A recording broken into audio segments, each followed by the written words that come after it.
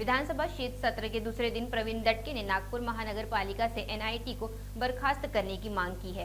सदन के अंदर ये मुद्दा उठाने के बाद सदन के बाहर मीडिया से बात करते हुए उन्होंने इस पर अपनी प्रतिक्रिया दी। नाही, जनतेला कधी एनआयटीत जावं लागतं, कधी एनएमसीत जावं लागतं, या झोनमध्ये जा त्याच्या झोनमध्ये जा, पाणी कोण देतं, वीज दिवाबत्तीची कोणाची जबाबदारी आहे, स्वच्छतेची कोणाची आहे, सिवर गडर लाईन कोणाची आहे, पाण्याच्या टाक्या कोणाच्या आहेत, कोण पाण्याची लाईन टाकतं हे कधीच कोणाला कळत नाही।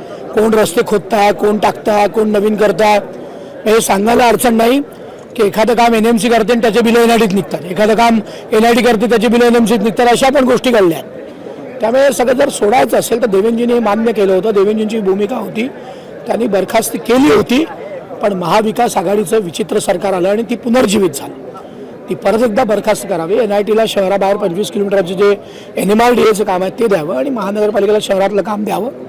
आणि एनआयटी प्लॉट लीज आउट करते, दर 30 वर्षांनी लीज घेते, पण मेंटेनन्स काय करत नाही। त्यामुळे मेंटेनन्स हा महानगरपालिकेला करावा लागतो आणि एनआयटीचे मग जिथे एनआयटी आहे तिथे एनआयटीचा कर वेगळा भरा, महानगरपालिकेचा हाऊस टॅक्स वेगळा भरा, शेतसारा वेगळा भरा, अजूनही ते चालूच आहे।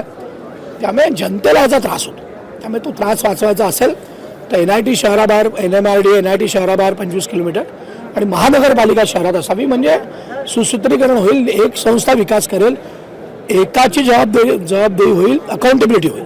म्हणून ही मागणी आहे आणि ही नितीनजी देवेंजी मंत्रिमंडळ उपमुख्यमंत्री नीट निर्णय करतील। आमचे सगळे ज्येष्ठ आमदार आज अभिभाषणाच्या चर्चेत हा मुद्दा होता म्हणून तुम्ही मांडला आणि ती जनतेची मागणी आहे, तुम्ही सभागृहात मांडली।